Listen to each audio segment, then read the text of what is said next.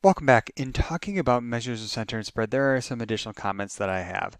And so the first comment is when we were talking about measures of center and spread, we were using some notation that was very particular, particularly when we were looking at the mean, we used x bar. When we were talking about standard deviation and variance, I was using s or s squared. And that's a little sensitive because those values that I use, or those representations I use, are called statistics because they come from a sample. Okay, so when we calculate values or calculate anything, any of these measures using sample data, those are called statistics. When we calculate the same sort of thing, so if we were to calculate the mean for a population, so the entire group of people, right? So here's our population and here's our sample.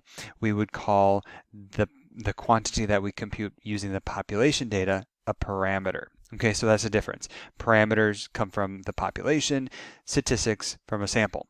Okay, and so you can see when, for example, if we were to compute a mean, we call the sample mean x bar while we use this Greek letter mu, like a cat goes mew mew, for the population mean. Okay, so just to differentiate parameters versus statistics.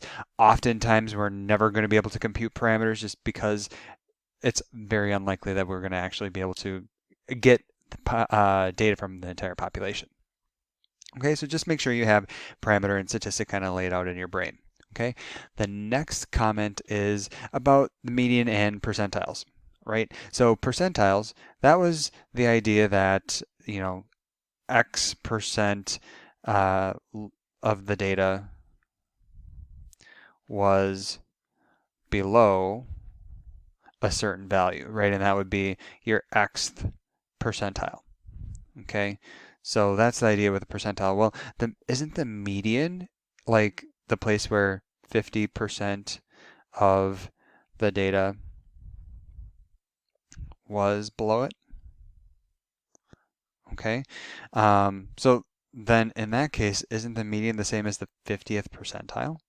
And it actually is. We also call the median, so the 50th percentile, as well as the second quartile.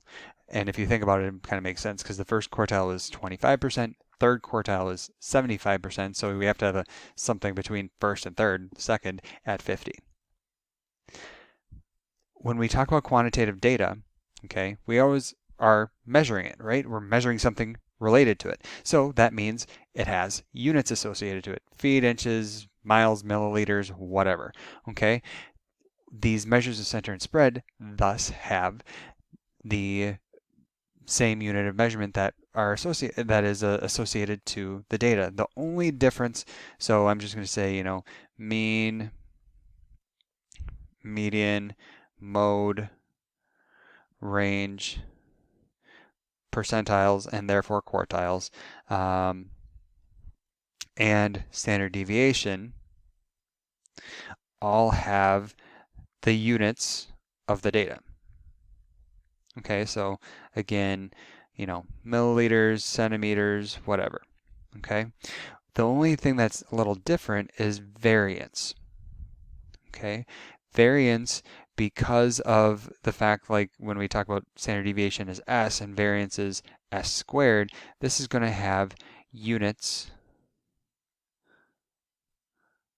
squared for the data, so of the data. And it's a little awkward for that reason, so using the same units, it'd be like milliliters squared, centimeters squared. We kind of understand centimeters squared because that'd be an area, but milliliters squared, what is that? And so that's why we typically don't talk about variance in formal reports, only because the units are a little awkward for us to talk about, okay? The next comment I have is this idea of resistant measures. And so when we think about resistant measures, the idea is that we have a measure and we want it to not change so much when we have extreme values. And so the formal definition is that it is a a value that is not influenced easily by extreme values.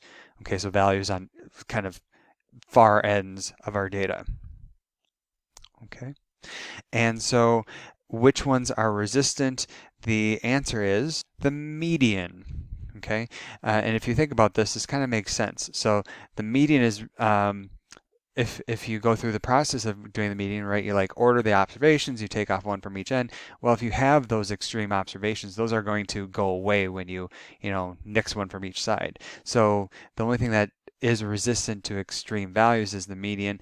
The mean is very sensitive actually to extreme values. If you think about, you know, net worth or yearly income, right? Like Bill Gates and the Amazon guy, I forget his name, whatever his name is, like they make a ton of money, and then we have people who are unemployed and not making any money. So like if we were to do the average of those, like we'd have to take both extreme values of income into consideration in computing that versus the median, we can ignore those extreme values.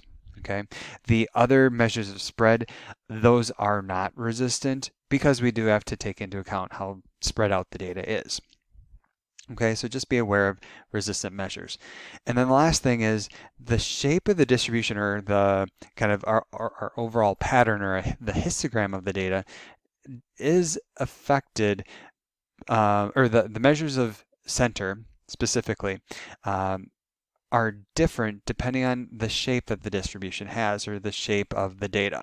Okay, so imagine here I have a continuous curve drawn, but you could have, you know, histogram bars. And so if your distribution is exactly symmetric, your mean and median are going to line up, actually your mode as well. But that's something that we don't really talk about the mode much. But when you have a skewed distribution, or you know, it's right, this one is skewed to the right, the mean and median are not going to match up. The mean is, since it is not resistant, is going to be influenced by those extreme values and is going to be pulled further to the right if it is skewed right. And I challenge you to make a conjecture if you have a skewed left distribution as well. So how do the mean and median compare in a skewed left distribution? Okay, so those are just some comments that I want you to be aware of as we go on further.